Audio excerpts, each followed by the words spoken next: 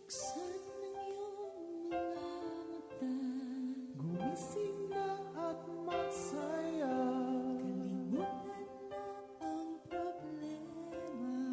Tayo na't magpuri kay Jesus.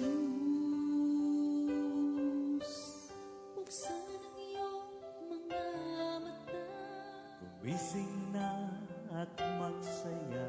Kalimutan na ang problema. tayo na't magpuri sa Kanya.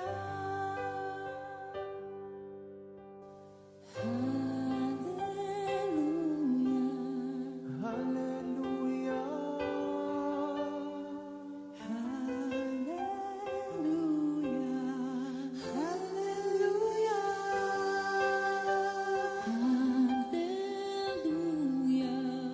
hallelujah, Hallelujah.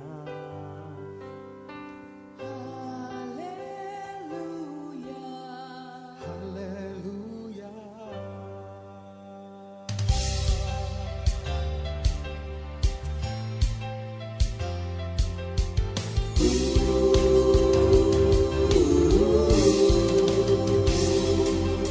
Buksan ang iyong mga mata, gumising na at magsaya. Kalimutan na ang problema, tayo na't magpuri kay Jesus. Buksan ang iyong mga mata, gumising na at magsaya. Kalimutan na ang problema, tayo na't magpuri sa Kanya. Hallelujah, hallelujah, hallelujah, hallelujah,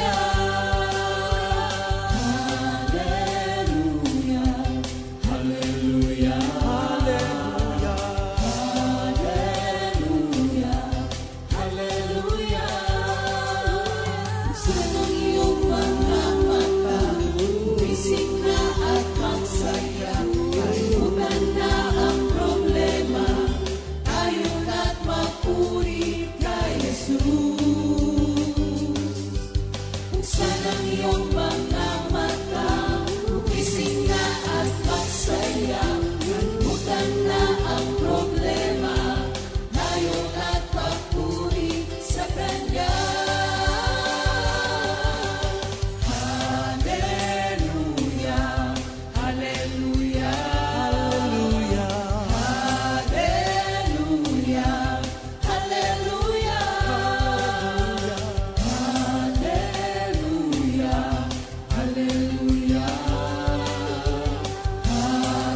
hallelujah, hallelujah. Di ka iiwan, di ka pababayaan. Kumapit ka, umawit ka, at magpuri sa Kanya. Buksan ang iyong mga mata, gumising na at magsaya. Kalimutan na ang problema, tayo na't magpuri kay Jesus. Buksan ang iyong mga mata, gumising na at magsaya. Kalimutan na ang problema, tayo na't magpuri sa Kanya. Hallelujah, hallelujah, Hallelujah. Hallelujah. hallelujah, hallelujah. Hallelujah. Hallelujah. Sa iyong mga mata, gumising na at magsaya. Kalimutan na ang problema, tayo na't magpuri.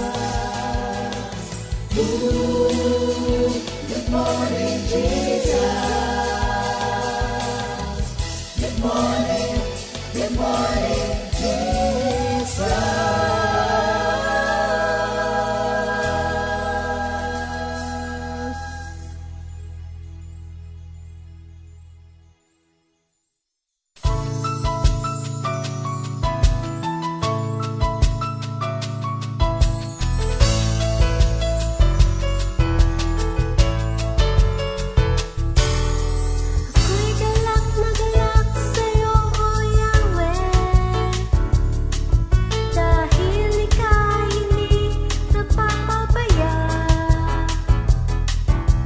Ako'y galak na galak sa'yo, O Yahweh, dahil ika'y hindi napapabaya.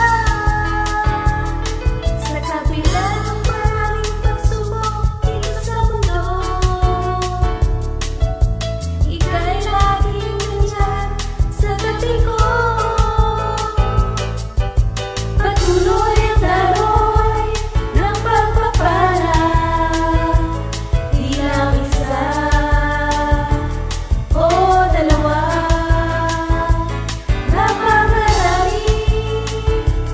napakarami pa mula sa'yo,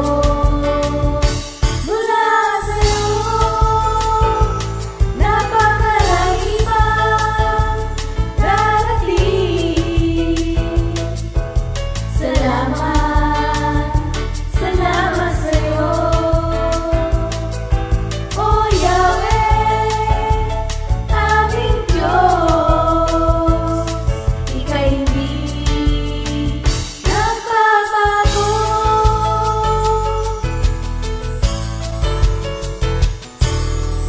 Ako'y galak na galak sa'yo, O Yahweh, dahil ika'y hindi nagpapabaya. Ako'y galak na galak sa'yo, O Yahweh, dahil ika'y hindi nagpapabaya. Sa kabila ng maraming pagsubok dito sa mundo, ika'y laging nandyan sa tabi ko. Patuloy ang daloy ng pagpapala, di lang isa o dalawa, napakarami pa mula sa'yo,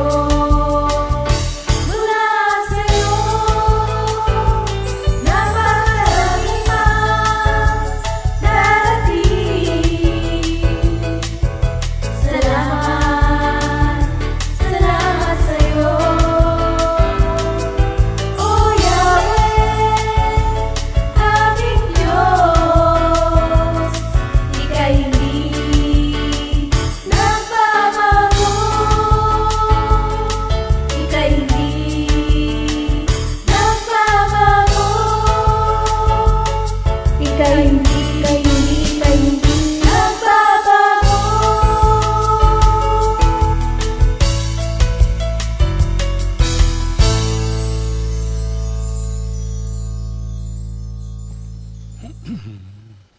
Purihin ang ating Panginoon. Magandang umaga po Yes. sa ating lahat. Magandang umaga sa mga kapatiran na patuloy na sumasubaybay tuwing umaga dito sa ating Good Morning Jesus. Good morning, Lord. Good morning, brothers and sisters. Good Purihin ang morning Panginoon. mga kapatid.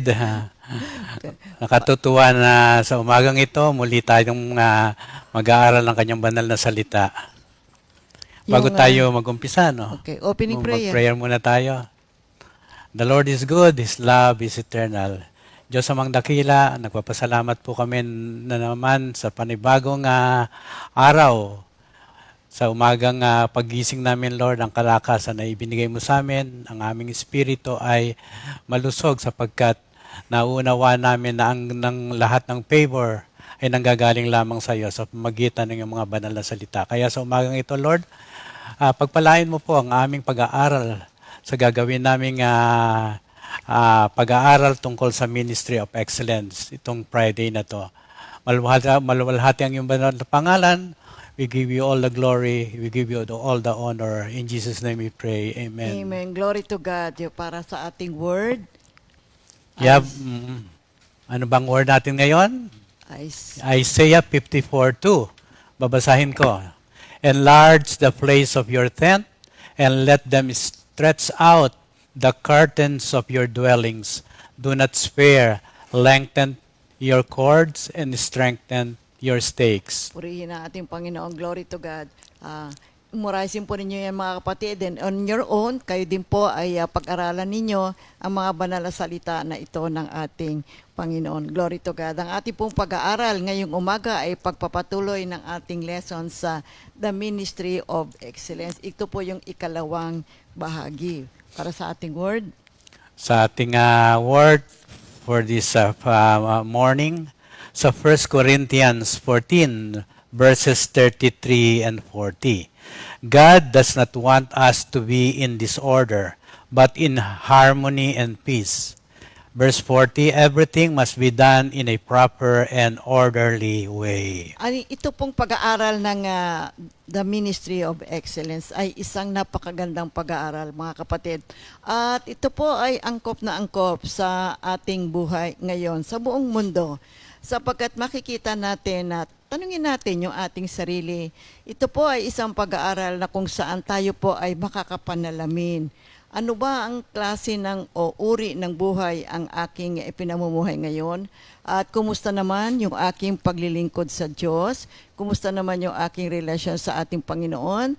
At yung aking bang pagkilos o paggawa sa aking buhay at sa aking gawain o anumang trabaho ang iniatang sa akin ng ating Panginoon? Kapag ito ay aking ginampanan, nalulugod kaya ang Diyos sa aking ginawa? O tanungin din natin yung ating sarili, sa mga ginagawa ko ngayon ay may mahigit pa ba kung dapat na gawin para mapabuti ang aking gawain? Tanungin din natin yung ating sarili, kumusta naman ang buhay ko? Am I living in excellence? O baka meron pa akong pwede pang gawin para ako ay mapabuti o umunlad ang aking buhay. Kaya magandang pag-aaral to mga kapatid.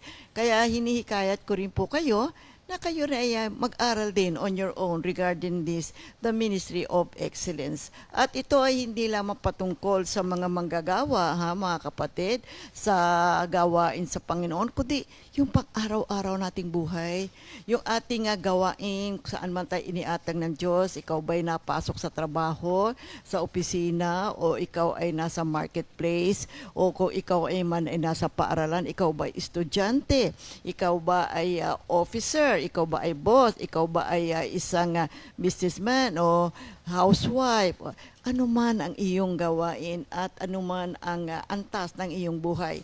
Ang excellence ay isang mahalagang bahagi ng buhay natin. So tingnan natin, ano ba ibig sabihin ng excellence? Okay. What is the spirit of excellence? Kunin natin yung mga meaning, no, mga kapatid. What is the meaning of excellence?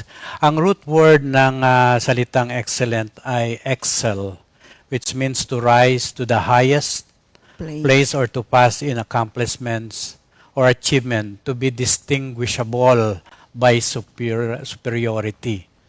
Ang pangalawa ay it is doing things well done and of course decent and in order. It's doing something and asking the question, would God be pleased with this work?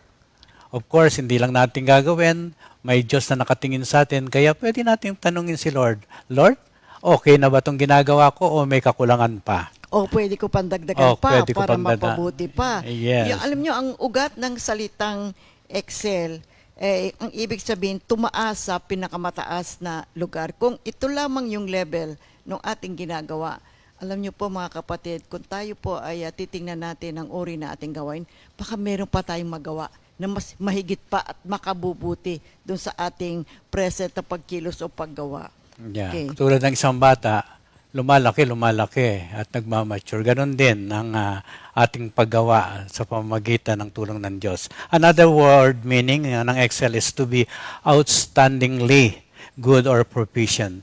To do well or better than previous personal achievement. Of course, makikita mo naman kung nagawa mo na isang bahay, ay, kulang pa ito Hindi ko pa na-attain yung pinaka gusto kong mangyari o gusto ng Diyos na magawa ko pa. Mayroon tayong mga natatapos na mga trabaho. Totoo naman, may mga resulta naman yung ating mga ginagawa. Pero mabuti rin tingnan natin, meron pa ba kung maigagawa pang mas mabuti rito? Mapapaganda ko pa ba? Mapapahusay ko pa ba yung aking gawain na ito?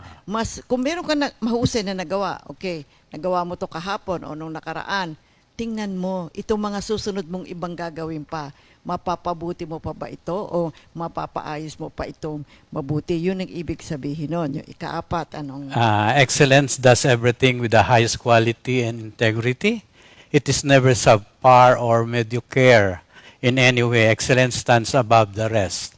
So, ibig sabihin, yung ginagawa mo ngayon ay mas mataas pa sa dati mong ginawa. Kasi, at sa paggawa mo, upang mabigyan mo ng excellence yung iyong ginagawa, kailangan lagyan po ito, kapatid, ng integrity. Hindi po pwede yung pwede na rin yan o okay na yan. Kailangan po ay lagyan natin ng integridad yung ating mga ginagawa. Okay, hindi po pwede yung subpar, meaning below the average. Ibig sabihin sa par below the average. Kaya natin yan, kapatid, sa awat tulong na grasya ng ating Panginoon, sapagkat ang sabi nga ng Panginoon dito sa Biblia, dito sa 1 Corinthians 14:33, God does not want us to be in disorder but in harmony and peace. Sapagkat kapag ginawa natin ang ating gawain ng may kahusayan, ito po ay nagdudulot ng kapayapaan at unity sa mga kapaligiran natin. Okay. Yung panlima, to excel is defined as to do or be better than. Another thing is to surpass, to show superiority, to surpass others. Some synonyms of this word are to exceed, transcend, and outdo. These verbs mean to be or to go beyond limit or standard. Hindi ka naman nakikipagkompetensya dito. Ang kalaban mo rito is sarili mo na rin. Ibig sabihin, pag nalampasan mo yung isang gawain at nakita mo yung may kakulangan, you do it on the next day, sa isang araw. Kung nakita mo na may mali o may kakulangan, gawin mo pa ang nararapat. Natatandaan ko kasi, Sister Remy, ang isang bata, sinasabi nila, may mga pamilya na every month, sinusukat ba yung taas ng bata, patatayuin sa may malapit sa pinto, susukatin yan. Palagay natin, itong October, ganitong sukat niya. Pagdating ng November, ng end of the month, susukatin niya, tumaas ba ito? Lumago ba ito ng sapat? So, para gano'n, sinusukat mo yung gawain. And of course, ikaw lang nakakaalam kung lumago ka o hindi. Okay. Excellence, therefore, means that you are going beyond what is expected or what others are doing. We tend to caught up na kung anong ginagawa ng iba at nakikita mo may kulang, lampasan mo at gawin mo ang nararapat para maging karapat-dapat kang isang modelo, Kanga. Excellence is the possession chiefly of good qualities in an unusual degree, surpassing virtue, merit, worth, and value. And of course, the Greek word for excellence used in the New Testament comes from the word perizou. P-E-R-I-S-S-E-U. Perizou, which means to have in abundance, to increase, to surpass, upang magkaroon ng kasaganahan, upang madagdagan, upang malampasan. To excel ay isang mahalaga pong kaugalian, mga kapatid, sapagkat ito po ay kailangan natin. Tingnan mo lang ang buong mundo, kapatid. Tingnan natin buong mundo. Kung ang lahat ng tao lamang ay talagang bibigyang pansin ang excellence sa kanilang buhay at sa kanilang gawain, ay magkakaroon po talaga ng kaayusan. Pero nakikita natin ngayon sa dami ng mga negative na nagaganap sa buong mundo, meron nga bang excellence? Yung mga nangyayaring mga wars, mga galit, yung mga iba't ibang mga crimes na nagaganap, are they practicing excellence? Kaya sabi ko pinag-aaralan natin ito Sabi ko, ay napakaganda pala nito. Ito pala ay napapanahon para sa ating lahat. para matingnan natin, mamirror natin yung ating buhay, mamirror natin kung ano yung ginagawa natin sa pang-araw-araw at tayo ba ay nakapagbibigay ng kaluguran sa ating Panginoon. Now, just as we defined excellence, ano naman yung biblical excellence? Now, biblical excellence is to do our best with what God has given us. Kasi alam niyo po, ang Diyos ay napaka-perfect, no? Hindi naman tayo hinahangaran ng Diyos ng perfection. Ang nais lamang niya ay gampanan natin ang kanyang mga ipinagagawa sa abot ng ating makakaya. Kung may magagawa ka pa, maitataas mo pa ang antas ng iyong gawain, ay gampanan mo. Nararapat lamang lalong-lalo na tayong nandirito na bilang mga magagawa ng ating Panginoon. At kung alam natin na meron pa tayong magagawang mabuti upang mapalaganap natin ang pagpapahayag ng banal na salita ng Panginoon, kung meron pa tayong magagawa natin para maihayag natin ang salita ng Diyos, maraming mga tao ang madala natin sa kanyang kaharian, ipagdasal natin at gampanan natin. At gampanan natin na ito na inaalay natin sa ating Panginoon para sa kanyang kaluwalhatian. At alam naman natin na sa ating buhay ay magagawa natin ang lahat ng ito sa kapangyarihan at tulong ng banal na Espiritu. At kung tayo po ay determinado na talagang gumanap ng gawain sa ating Panginoon, tayo naman ay kanyang bibiyayaan upang maging matagumpay at hindi lamang mabigyan pa natin ng kahusayan o excellence ang mga assignment na ibinibigay niya sa atin. Now, tanungin natin yung ating sarili, ano ba yung standard ko sa buhay ko?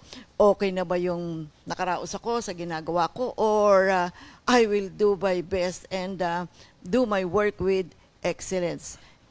Okay na ba ako doon sa, pwede na rin yan? Okay na yan, di ba? Or below the average? Ano ba yung pamantayan natin sa ating buhay? Ano nga ba yung standard natin? Ano, may magagawa po tayo mga kapatid. May kakayahan tayo sapagkat nakaugnay tayo sa ating Panginoon. Kaya tayo pong lahat ay tinawag ng Panginoon to a life of excellence. Kaya yung Colossians 3:17, everything you do or say then should be done in the name of the Lord Jesus, as you give thanks through Him to God the Father. So, whatever you do in word or in deed, do it all in the name of our Lord as we give thanks to Him. So do it heartily. So tingnan natin na yung verse 17 sabi, whatever. Ano ibig sabihin ng whatever? Kahit ano man ang iyong ginagawa, lahat, ano man ang iyong ginagawa, sinasabi dito. See, gawin mo sa pangalan ng ating Panginoong Hesukristo. Gawin natin ang tanging makapangyarihang pangalan na ibinigay ng Diyos Ama sa langit. At sabi pa rito, give thanks as we live our lives, as we do and perform our duties. Magpasalamat tayo sa ating Panginoon pagkat biyaya lang po ng Diyos ang buhay natin, mga kapatid. At ang sabi pa sa 23, do your work heartily. Buong puso mo, buong kalakasan mo, work diligently. See, gawin natin ang ating gawain ng masigla. Tayong nagtatrabaho. Tayo ay masigasig. So dito, sa pamamagitan ng ganitong klase ng attitude, ay nabibigyan natin ng kahusayan yung ating paggawa. At kung ikaw ay man ay gagawin, para kanino ang iyong paggawa? Para sa ating Diyos. Siya ang ating pinaglilingkuran. Kaya makita natin dito sa Colossians 3:17, may 3 M dito, makita natin mga kapatid, napakaganda. Number 1, yung motivation. Anong motivation mo sa paggawa? Pangalan ni Jesus. Naalay natin lahat yan sa pangalan ng ating Panginoong Hesukristo. Another M, yung method. Paanong paraan? All. Sabi, all, lahat ng gagawin mo, lahat ito, ano man ang gagawin natin ito para sa ating Panginoon. Yun ang ating method, lahat, hindi yung ilan lamang o yung kaya mo lamang. Kaya sabi, do everything. Sabi, para kanino? Sa another M, to our Master, our Lord Jesus Christ. Siya ang ating pinaglilingkuran. Kaya ang nais ng Panginoon, gawin natin ang lahat ng ating makakaya. Hindi naman nais na tayo ay maging perfecto, ay hiling naman niya sa atin maging mahusay tayo. Itaguyod natin ang kahusayan. Taguyod natin yung excellence upang sa mga pagkilos natin ay makita ng maraming tao, ay may Diyos naman pala talaga. Mahikayat natin sila na manampalataya at manumbalik sa ating Panginoon. Kaya panahon na Yeah. para tayo ay mamuhay ng may kahusayan o excellence, Ayan, mga kapatid. Kaya pag narinig mo yung Colossians 3:17, oo nga naman, ang ating pinaglilingkuran ay ang Diyos na dakila at makapangyarihan. So oras na para simulan ng paggawa ng mga bagay na may kahusayan. Kung hindi pa natin ito nagagawa, may oras pa. Buhay ka pa, malakas ang iyong katawan at may kaisipan na binibigyan ng kahalagahan ng Diyos sa pamagitan ng kanyang banal na salita. So, tanungin natin ang sarili natin, naglilingkod ba tayo ng may kahusayan? Nangunguna ba tayo ng may kahusayan? O nagtatrabaho ba tayo ng may kahusayan? Dapat po tayong maging mahusay, hindi para sa ating sarili lamang, mandi sa kapakanan ng buong iglesia, sa kapakanan ng ating pamilya, ng simbahan, and of course, ito ang pinagagawa ng ating Panginoon na gumawa tayo ng mabubuting bagay at paglingkuran siya na may kabanalan. Bakit maraming tao ang nawala na ang espiritu ng kahusayan? Maaring mayroong espiritu ng katamaran. Opo. Maraming actually ang mga dahilan, mga kapatid. Kung bakit maraming mga tao, they do not want to do more anymore. Marami, kanya-kanya po tayo. Alam naman po natin ang sagot sa tanong na iyan. Kaya nga maganda itong pag-aaral na ito ng excellence Okay. Kaya nga, kailangan nga, do it with excellence instead of an attitude. What does it mean? Na maraming tao na kapag nagawa na, pwede na yan, nagmamadali si boss, kailangan ma-submit na natin okay na yan. Pero pagdating kay boss, ayaw niya yan. Oo. Tatandaan ko nung araw, na-proofread ko na lahat yung mga ginawa namin. Pero pagdating sa pinaka-boss namin, May nakikita pa rin mali. Talagang may makikita siya at may makikita. So nakakagulat talaga na yung kung iba ang level talaga ng mga nataan, may mga taong napakataas ang katalinuhan na binigay ng Diyos. Kaya makikita niya. Minsan sa spelling pa lang, nga pala, mali pala yung spelling na yun. No? So may mga bagay na i-double proofread, kaya makikita man naman. Pag nasanay ka na, so alam mo na ganito ang alam ko na kung pag sinabit ko to, may makikita pa. Dapat wala na makita. So, kung gano'n ang attitude mo na talagang ginagawa mo may kahusayan, makikita mo na, wow, pagbalik sa'yo, pirmado na yung okay na sa kanya. Approve na. Okay, sir. Okay na. Kumbaga kay Lord, okay na yung ginawa mo. Kung minsan naman kasi mga kapatid, minsan merong mga talagang gawain, ayaw mong gawin Hindi mo type gawin. Kaya kung minsan wala kang interest, so matapos na lang, sige, gawin mo na lang. Talagang merong mga ganong mga pagkakataon At saka hindi mo type, hindi mo hilig gawin yung gawain niya. Kaya ang gagawin mo, hindi mo gagawin yun ng may kahusayan. Kailangan po gawin natin mga kapatid. Alam nyo, lahat ng gawain, gawin nating something that I like to do. Maski ayaw mong gawin. Kailangan gustuhin ko ito at gagawin ko ito ng may kahusayan sapagkat ito ay ginagawa ko para sa ikaluluwalhati ng ating Panginoon. Kaya kailangan mabuti ang kaisipan natin, ang mindset natin. Ano man ang aking gagawin, sabi nga, all in all, our method should always be gawin natin ang anuman ng tama at may kahusayan. Okay, purihin ang Panginoon. Remember last week, we studied about Daniel.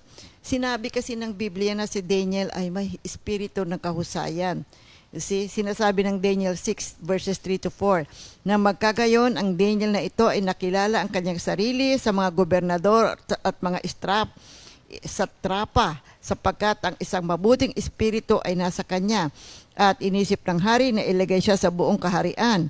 Kaya't ang mga gobernador at mga satrapa ay nagsihanap ng anumang sakdal laban kay Daniel tungkol sa kaharian. Ngunit wala silang mahanap na paratang o kasalanan sapagkat siya ay tapat ni walang nakitang anumang pagkakamali o kamalian sa kanya. Kaya si Daniel ay kinikilala na isang dakilang tao dahil sa espiritu ng kahusayan na nasa kanya. Siya ay napakahusay, ginagawa niya ang kanyang gawain ng may kahusayan. Naglilingkod siya sa anumang aspect o area na ilagay siya ng hari. Kaya siya ay nakilala bilang isang tao na mayroong kahusayan sa buhay. Meaning to say, nakatala ngayon sa aklat na si Daniel ay isang pinuno ng kahusayan, a leader of excellence. At makikita natin yung Panginoong Hesukristo, ha? He is also a leader, the best example of excellence. You remember doon sa Marcos 8, di ba yung isang bulag, niluraan ni Jesus ang mga mata na lalaki at ipinatok ang mga kamay sa kanya. Tinanong ni Jesus ang lalaki kung may nakita siya at sinabi ng lalaki, nakikita ko na ang mga tao na parang mga puno naglalakad. At pagkatapos, hinipo siyang muli ni Jesus, nakakita siya at nanumbalik ang kanyang paningin at kitang-kita niya ang lahat. So dito makikita natin 2 beses na hinipo ng Panginoon ang bulag. Sa kanyang unang paghipo ay ginawa ang niya ito ng pangalawang paghipo. So anong ibig sabihin dito? Hindi lang niya ginawa yan isa beses, 2 beses. Pagkat gusto niya na ang mata ng bulag na ito ay manumbalik sa dati, to be restored. Kaya ang mabuti, bilang mga magagawa ng mga kapatid, gampanan natin yung ating gawain para pagdating ng panahon, pagdating natin sa harapan ng ating Panginoon, ay masabi niya sa atin, mabuti at tapat kong lingkod. So hinihingi ng Diyos, mga kapatid, ang kahusayan mula sa kanyang mga hinirang. Maging mahusay tayo, maggawin natin ang gawain natin ng may kahusayan. Okay. Ngayon, tutungo naman tayo kay Joseph. Pag-aralan natin to na si Joseph, dito sa Genesis 39, makikita natin na was a leader of excellence. Si Joseph ay isang pinuno ng kahusayan. Siya ay naglingkod sa lahat ng kanyang mga amo ng tapat at tuloy-tuloy. At the same time, na-promote sa bawat trabahong mayroon siyang ginagawa. Naglingkod siya sa mga hari na parang siyang hari. At naglingkod siya sa palasyo na parang pag-aari niya ang palasyo. Nagsilbi siya sa bilangguan na parang pag-aari niya ang bilangguan. Ang paglilingkod niya ay tumutukoy na handa siya sa isang level na the next level to a higher level. Ibig sabihin, yung sinabi ko rito nga pag-aari, ito ay bilang steward nung stewardship dito ang binabanggit dito. Ang paglilingkod ay paraan para sa isang the next level na magampanan mo. Sabi nga maraming leader siyang pinaglingkuran. Ibig sabihin, tayo kapag nag-umpisa sa mababa at nagkaroon ka ng isang leader, go to the highest to the next level of leadership. At makikita mo, pagdating ng panahon, ikaw na ang magiging leader. Magiging modelo ka na. Paano naging mahusay si Joseph? Ang Genesis 39 ay nagbibigay sa atin ng maraming sulyap dito sa Biblia na ibig sabihin, ang katangian na taglay ni Joseph ay nagbigay daan na upang maging halimbawa natin siya at matularan. Ang mga katangian ang kanyang ginawa ay isang pundasyon na maaring malumago o maka-impluwensya sa paglilingkod natin sa ating Panginoon. Kapag ginampanan ho natin ang ating gawain, no, ng may kahusayan, yung sinasabi natin nga, are you ready for the next level? Alam nyo, nakikita po ng Diyos yan at ang Diyos mismo, mga kapatid, ang magpo-promote sa atin. Kasi kailangan talaga po natin lagyan ng kahusayan sapagkat ito'y nagbibigay ng luwalhati sa ating Panginoon. At kapag napasaya natin ang puso ng ating Panginoon, siya po ay nalulugod. Ang sabi nga if you want anything done, you say, give it to a busy person. Because a busy person will always want to finish his job right away. Right, yeah. Kaya kapag binigyan mo siya, tatapusin niya kaagad.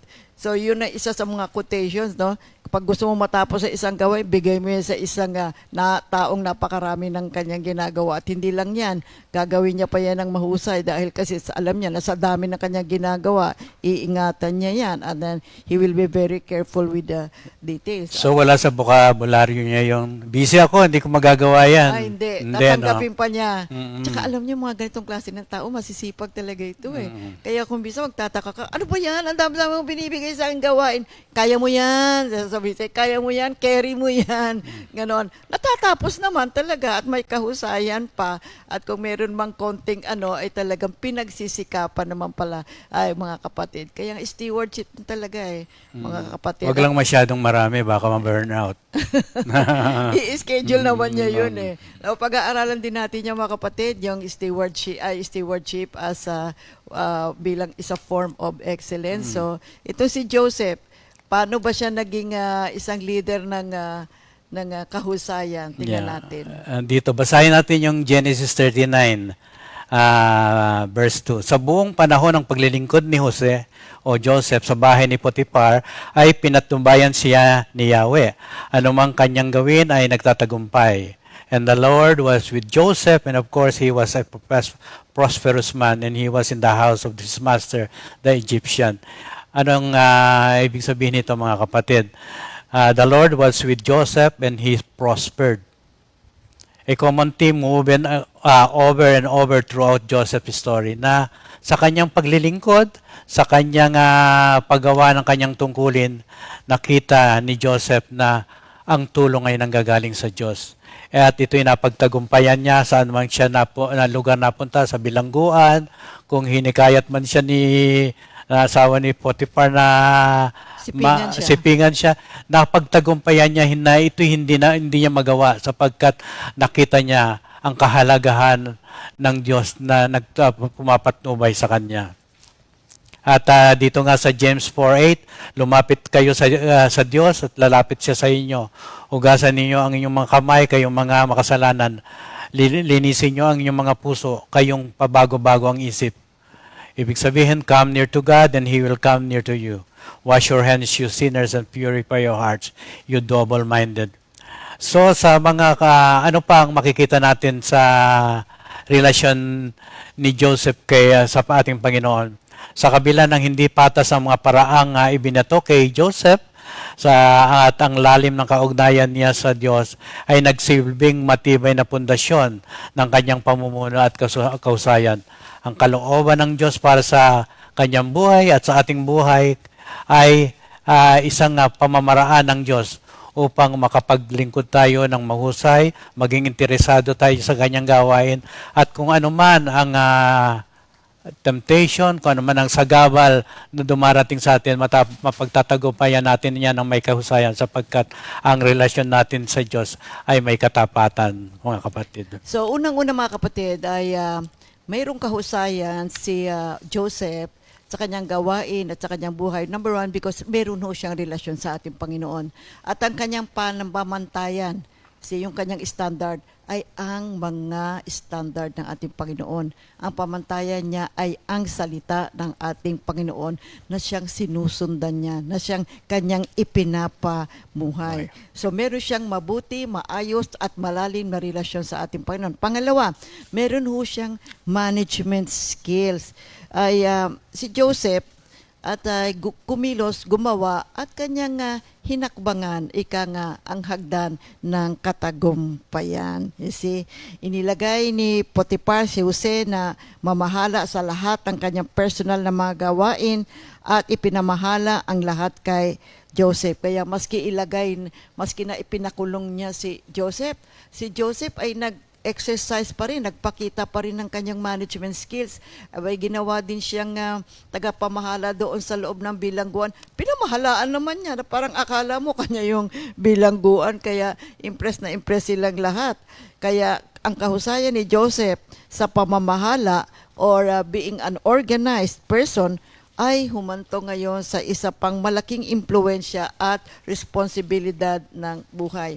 Kaya binuksan ng Diyos ang mga opportunities na ito at kailangan lamang gawin ni Joseph ay sundan niya itong mga bukas na opportunities na ito upang gampanan ang mga pinagagawa ng ating Panginoon.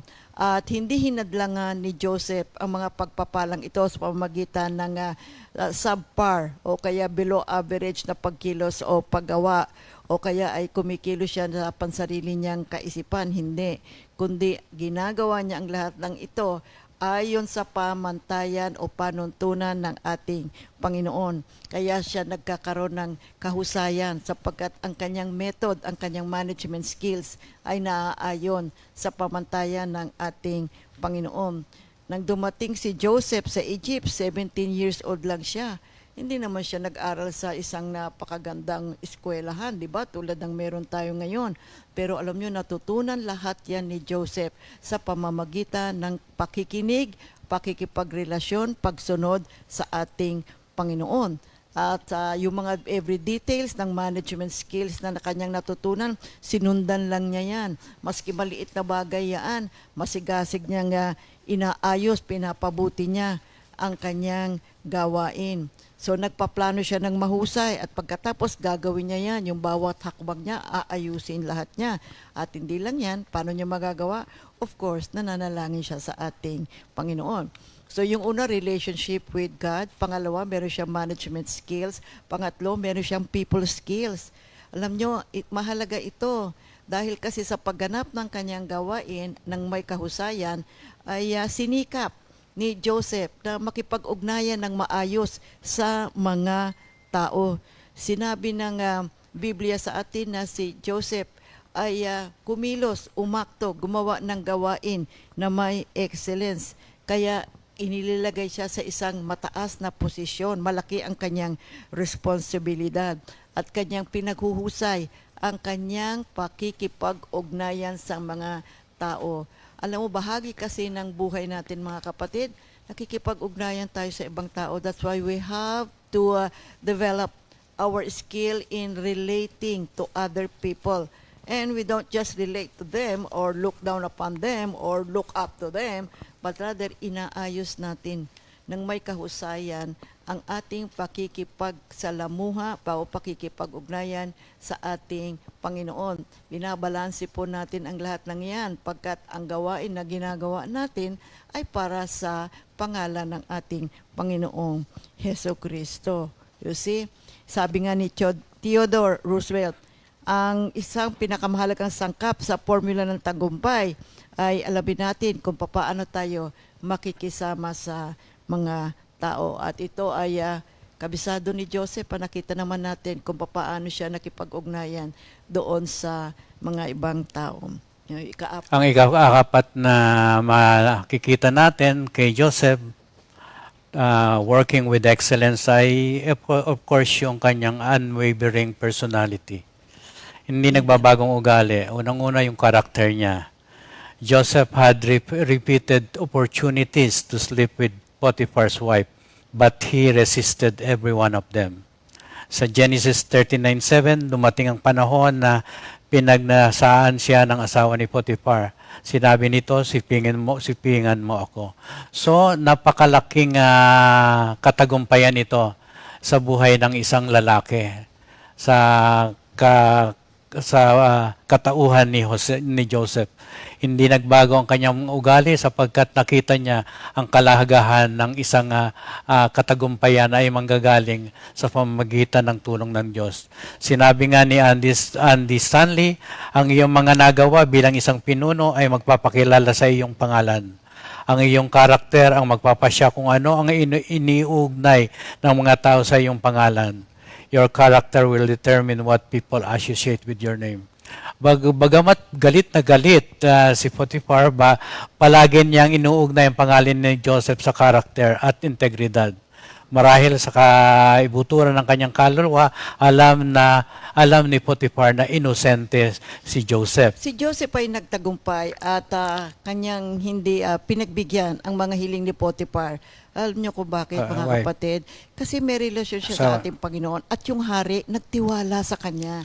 Dahil sa kahusayan ng kanyang pagkilos o paggawa, ay talagang binigyan siya ng isang malaking responsibilidad at alam niya yun na siya ay pinagkakatiwalaan ng hari. Kaya hindi niya pwedeng sirain yung pagtitiwalang yun sa kanya sa pamamagitan ng panandaliang aliw na hinihiling naman ng asawa ng hari na si Potiphar. Kaya mahalaga po mahalaga po mga Asawa ni kapatid. Potiphar. Asawa ni Potiphar.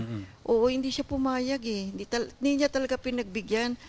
Talagang ang pinakita niya dito yung kanyang kahusayan sa tulong at awa ng ating Panginoon.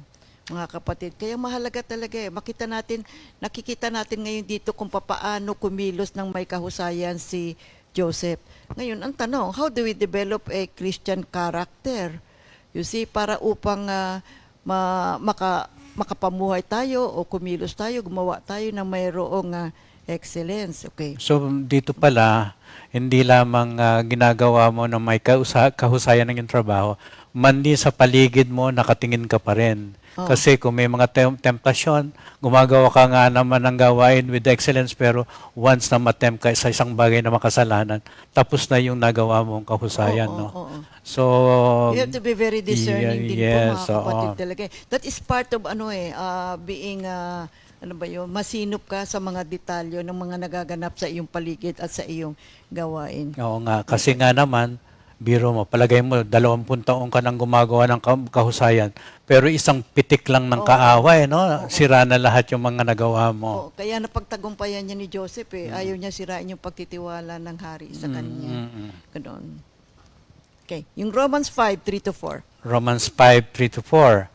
Hindi lamang iyan, ikinagagalak din natin ang mga kahirapang ating tinitiis dahil alam nating ito'y nagbubunga ng pagtatyaga at ang pagtatyaga ay nagbubunga ng mabuting pagkatao at ang mabuting pagkatao ay nagbubunga ng pag-asa. Okay, purihin ang Panginoon mga kapatid. So how do we develop a Christian character para tayo po ay mag-excel sa ating buhay? Magpapatuloy po tayo pero babatiin muna natin ang lahat ng may birthday. Purihin ang Panginoon.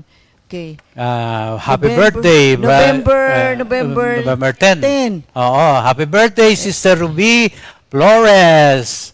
Happy birthday Sister Miriam De Guzman. Mariam de Guzman. Mariam De de Guzman. Happy birthday Sister Hazel Legaspi. Happy birthday Brother RB Barrera. Happy birthday Brother Aaron Dikitanan. Okay, purihin ng Panginoon. Happy birthday sa inyong lahat. Maligayang kaarawan. Maging maligaya kayo. Masaya. Enjoy kayong lahat mga kapatid. It's your special day. Purihin ng Panginoon.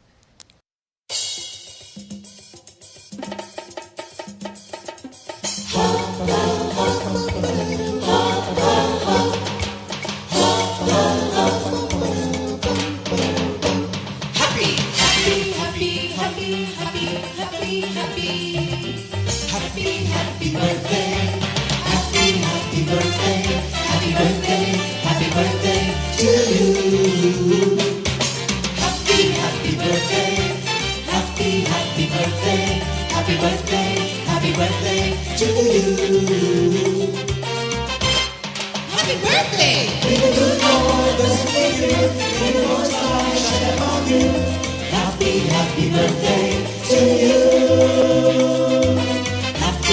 birthday!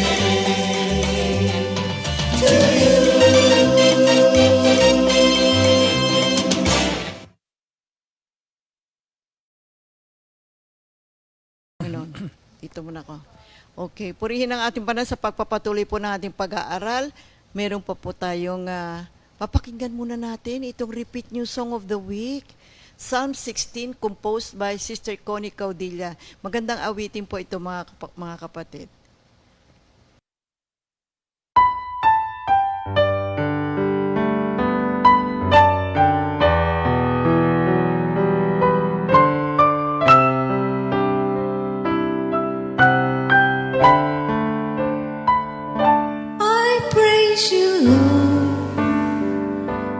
because you guide me, and in the night my conscience warns me.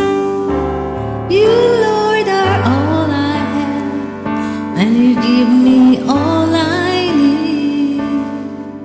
My future is in your hands.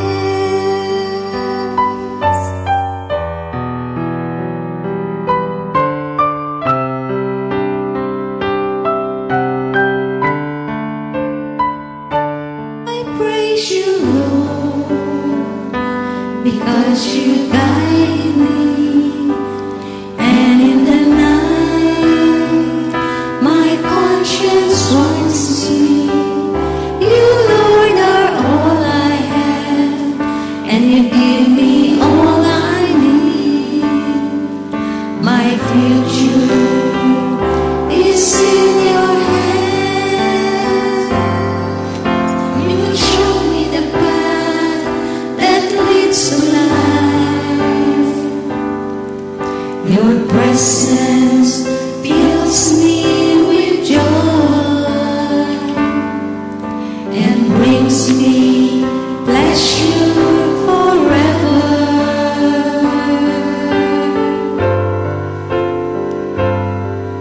I'm always aware of your presence, my Lord. You are near, and nothing can shake me. I praise you, Lord. I praise you, Lord. My protector, and my provider, All the good things I have come from you. How wonderful are your gifts to me. How good they are.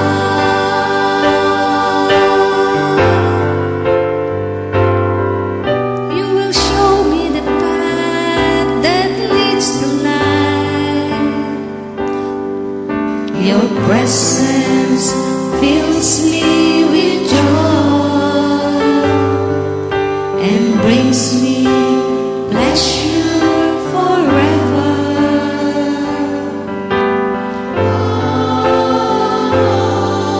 I am always aware of your presence, my Lord. You are near, nothing can shake me. Nothing can shake me.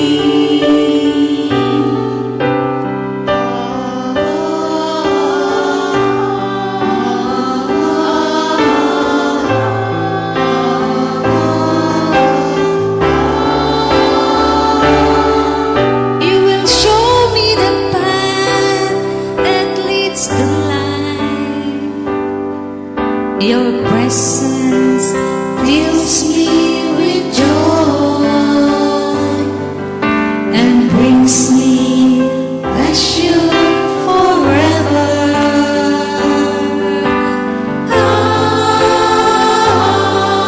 I am always aware of your presence, my Lord.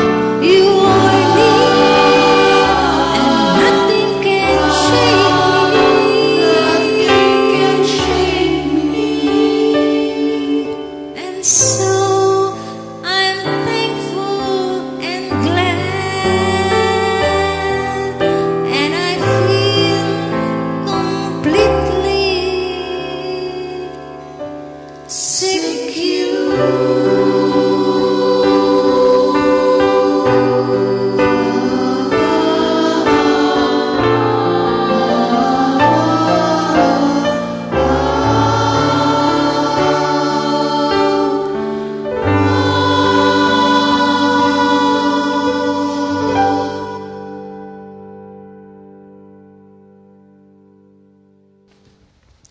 Glory to God. Napakagandang awitin, mga kapatid, ano? Memorize natin yan at kantahin din natin yan. Thank you, Sister Connie. Arranged by Brother SJ. Hindi, maganda nga awitin, mga kapatid. Okay, patuloy po tayo, mga kapatid. Excelling is about developing our Okay. character. So, we also rejoice. Alam nyo, meron tayong mga dinadaanan ng mga negative situation. Pero ito pong mga sitwasyon na to ay nagdudulot sa atin ng perseverance. Ang perseverance, character, yung character ay pag-asa. At si Joseph naman ay dumaan din sa ganitong klase ng cycle ng buhay. Kaya yung kanyang character, alam nyo, na-develop. Kaya minsan mahirap, masakit, pero kailangan din po natin at ito ay makatutulong upang tingnan natin ang uri ng buhay natin at bigyan natin ng kahusayan. At unang-una ay na-develop po ni Joseph yung trust, yung pagtitiwala ng tao sa kanya. Sa pamamagitan ng kanyang pagganap ng kahusayan sa kanyang mga gawain, isipin niyo paano niya napamahalaan yung kanyang mga responsibilities. Una, napagtagumpayan niya na makuha niya yung pagtitiwala ng mga tao. Sumunod sa kanya ang mga tao at nakilala niya. Nakilala siya bilang isang tao na may mataas na uri ng kahusayan sa kanyang ginagawa. Kaya pinagkatiwalaan si Joseph ng kanyang master at kaya binibigay niya ang lahat ng kanyang makakaya upang ma-please niya o mapagbigyan niya ang kanyang hari na kanyang pinaglilingkuran. At pangalawa ay nawin niya yung pagtitiwala ng mga to. Pangalawa, mahalaga ito, mga kapatid, perspective. Yung kanyang perspective, meaning yung kanyang pananaw tungkol sa Diyos. Yung a particular attitude toward or way of regarding something. Hindi nawala ang tamang pananaw ni Joseph sa ating Panginoon. Alam niyo, napakahirap nung dinaanan niyang mga paghihirap, no? But having that perspective, yung tamang pananaw sa ating Panginoon, enables him to successfully navigate yung mga testing, trials, and seemingly unfair circumstances. It gives him the ability to see God at work na hindi niya tinignan yung mga kahirapan na yon, yung mga nabilanggo, pinagbintangan. So nakita niya na kumikilos ang Diyos sa kanyang buhay. At mababasa nga natin dito nung nagumagampanan niya ito at napagtagumpayan, makikita natin sa Genesis 15 to 18 to 21. Genesis 50, 18 to 21. Lumapit lahat ang kanyang mga kapatid at yumuko sa harapan niya. Kami mga alipin mo, wika nila. Ngunit sinabi ni Jose, huwag kayong matakot. Maaari ko bang palitan ng Diyos? Masama nga ang inyong ginawa sa akin. Subalit ipinahintulot iyon ng Diyos para sa kabutihan at dahil dooy naligtas ang marami ngayon. Kaya wag na kayong mag-alala. Ako ang bahala sa inyong mga anak na panatag ang kanilang kalooban sa mga sinabi ito ni Jose. So nakita natin mga kapatid na noon pa man, ipinadama na ng Diyos kay Jose na may magandang mangyayari sa kanyang buhay. Dumaan man siya sa hirap, sakit at maraming kalungkutan sa kanyang buhay. Kaya ang ginawa niya, bagamat mayroong mga negative situations sa kanyang buhay, alam niyo mga kapatid, patuloy pa rin siyang gumanap na may kahusayan sa kanyang buhay. Namuhay pa rin siya ng may kahusayan. Ano yung kanyang trabaho sa kaharian? Ginampanan pa rin niya. Bagamat pinagbintangan, gumanap pa rin siya ng mahusay na pagganap. Yung kanyang mga responsibilities, mga kapatid, ginampanan pa rin niya na may kahusayan. Kaya nga, nagtiwala ang mga tao sa kanya Purihin ng Panginoon. So, tingnan natin, ano nga ba yung spiritual excellence? Being the best we can be with God's grace. Kaya ano man ang kaloob ng Panginoon sa atin, gampanan natin ayon sa grasya at awa ng ating Panginoon. Kasi yung grasya na yan, magbibigay sa ating po kapatid ng kakayahan at maluluwalhati ang ating Panginoon. Itong excellence na to, binabanggit palagi ito sa Bible, the quality of being outstanding or extremely good. Itong kahulugan ng diksyonaryo, para sa kahusayan ay kalidad ng pagiging namumukod tangi o lubhang mahusay.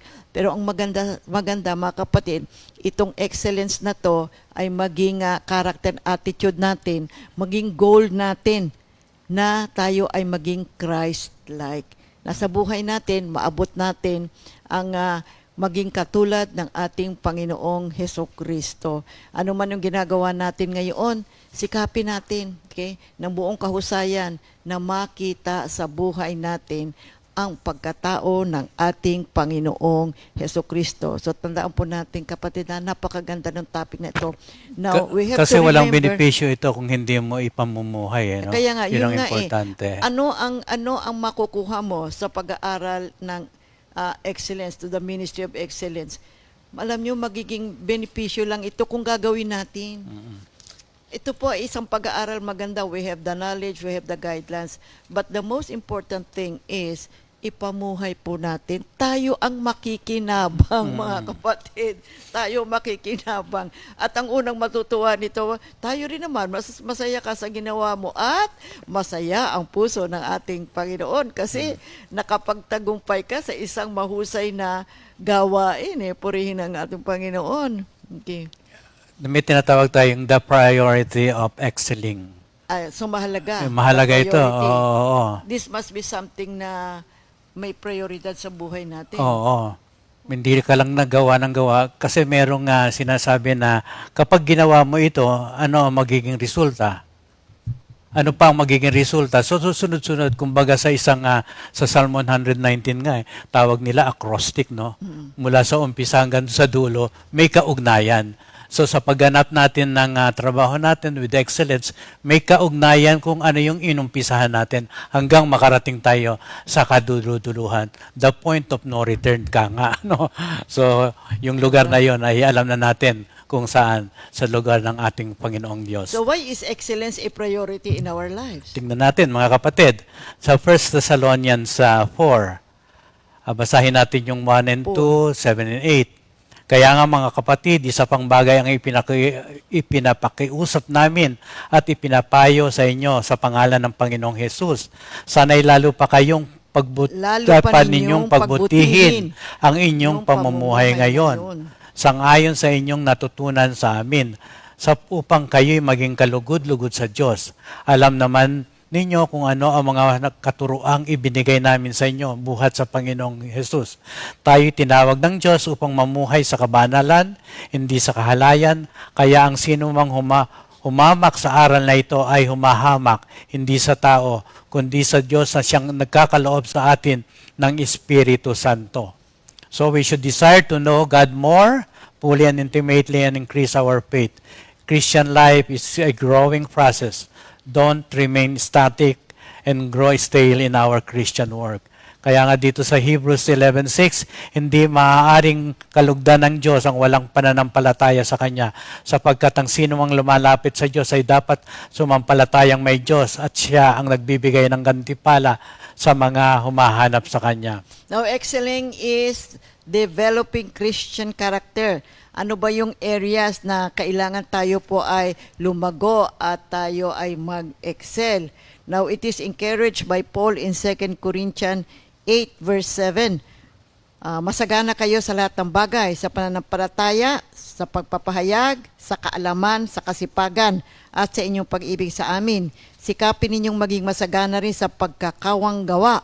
So, dito i-explain po natin bawat isa. Unang-una po, developing Christian. Ano po ba yung goal natin sa buhay natin? So, unang-una. Unang-una, of course, excel in faith. Okay. Yeah. That you should abound in everything in faith. So, yun ang unang sinabi. our faith must be genuine, of course, strong, and operative. The believers in an area called Macedonia had this kind of faith.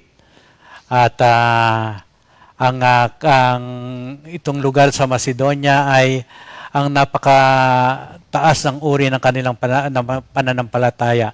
Napakahalaga ng pananampalataya sa kanila dahil ito ang paraan upang magkaroon sila ng kaugnayan sa Diyos. Sa Efesos 2:8, sapagkat sa biyaya kayo ay naligtas sa pamamagitan ng pananampalataya. And of course, 2 Corinthians 8, verses 1 to 1 to 2. Moreover, brethren, we do you to wit of the grace of God bestowed on the churches of Macedonia, how that in a great trial of affliction, the abundance of their joy and their deep poverty abounded upon the riches of their liberality. Even under severe trial, their commitment was strong, their joy was genuine, their faith was operative. This simply means they put faith to their faith. Kaya nga, pag sinabi mo nga operative, ibig sabihin, ang kanilang paglakad, may paglakad ng pananampalataya sa Diyos. Sa anumang ginagawa nila, at makikita natin yan sa ating pag-aaral ngayon, mga kapatid. So that's why we have to grow and excel in faith. Now, pangalawa po, we have to excel in speech. Now, ito ay patungkol doon sa ating pagpapahayag. See, whether ito po ay witnessing, one-to-one, or public speaking, ay kailangan pong i-share natin ang ating Panginoon, ang kanyang kaharian, at ang kanyang mga righteous decree. Tingnan natin yung ginawa nito ni Peter sa Acts 2:40. Peter made his appeal to them, and with many other words, he urged them, saying, "Save yourselves from the punishment coming on this wicked people." So many of them believed this message and were baptized, and about 3,000 people were added to the group that day. So ito makita natin, hingin po natin sa Panginoon ang kanyang biyaya, ang kanyang karunungan, ang kanyang grasya, na tayo po ay mag-excel. See, wag mo mahiya, ipahayag po natin ang ating Panginoon, purihin ang Panginoon. Mahalaga po ito para maraming mga tao ang makakilala na meron palang Diyos. At merong Diyos na nagmamahal sa atin. Merong Diyos na tumutulong sa atin. Merong Diyos na kasama natin. Nandiyan siya palagi, hindi natutulog. So, hilingin natin sa Diyos na tayo ay maging masagana sa ating mga pananambalita, lalong-lalo na sa ating pagpapahayag tungkol sa ating Panginoong Hesukristo. At ikatlo, let us excel in knowledge. Kailangan makilala natin ang ating Panginoon. Yung 2 Peter 3:18, sa halip, patuloy kayong lumago sa kagandahang loob ng ating Panginoon at tagapagligtas na si Hesukristo at sa pagkakilala sa Kanya, sa Kanyang kaluwalhatian ngayon at magpakailanman. So, anong sinasabi rito? Mag-aral tayong mabuti. Meditate on the Word of God. Let's ask God for the wisdom. Bigyan tayo ng karunungan upang lalo pa natin makilala in a deeper sense, in an intimate sense, ang ating Panginoon. Kaya lagi tayong magpasalamat sa Diyos sa pagbibigay niya sa atin lagi ng Kanyang grasya upang tayo po ay makapag-aral ng Kanyang mga banal na salita. Ang pang-apat ay excel in sincerity. Sincerity, faithfulness, and earnestness. Ibig sabihin, maging seryoso tayo, maging mahusay tayo sa ating gawain, may katapatan at kasipagan. Sa Hebreo, sa 6:12, makatarungan ng Diyos, hindi niya malilimutan ang inyong ginawa at ang pagmamahal na inyong ipinakita at hanggang ngayon ipinapakita sa pamamagitan ng paglilingkod ninyo sa mga hinirang ng Diyos. Ang nais namin ay patuloy na magsumikap hanggang wakas ang bawat isa sa inyo upang makamtan ninyo ang inyong inaasahan. Kaya't huwag kayong maging tamad, tularan ninyo ang mga taong dahil sa kanilang pagtitiis at pananalig sa Diyos ay tumatanggap ng mga ipinangako niya. For God, so, mga kapatid, for ang God sinasabi is nga, not unrighteous yes, to na forget your work and your labor of love. uh, Hindi po niya makakalimutan, mga kapatid, yung mga pinakita nating kahusayan at yung ating pinapakita nating kabutihan sa mga maraming tao. At gampanan natin lahat ng gawain at may sinseridad, may integrity, Panginoon. At alam naman natin na nagbibigay ng reward ang Diyos pagdating ng Panginoon. Yung ikalima. ito, napaka-importante rin, mga kapatid, para maging excellent ang ating Isang bahagi isang ng buhay bahagi ng natin. buhay natin. na dapat tayong mag-excel din, mga oo, kapatid. excel in giving, paglago sa pagbibigay. So, hinihikayat ni Pablo ang mga mananampalataya sa Korinto na maging mahusay sa katangayang ito na mapagbigay o lumago sa pagbibigay, sapagkat ang pag-uugaling ito ay nasusukat sa ating, Ng ating katapatan sa Diyos. katapatan natin sa Diyos. Sa 2 Corinthians 8, verses 1 to 3, mga kapatid, nais naming maalaman ninyo ang ipinakitang kagandahang loob ng Diyos sa mga iglesia sa Macedonia. Dumanas sila ng matinding kahirapan at ito'y isang mahigpit na pagsubok sa kanila. Ngunit sa kabila ng kanilang paghihikahos, masayang-masaya pa rin sila at bukas ang palad sa pagbibigay. Imagine na, masaya pa rin sila at bukas palad sa kanilang pagbibigay bagamat dumanas sila ng matinding kahirapan. At Kaya, ito panghuli, mga kapatid, 2 Corinthians 9:12 to 14, for this service you perform not only meets the needs of God's people, but also produces an outpouring of gratitude to God. And because of the proof which this service of yours brings, many will give glory to God for your loyalty to the gospel of Christ, which you profess, and for your generosity in sharing with them and everyone else.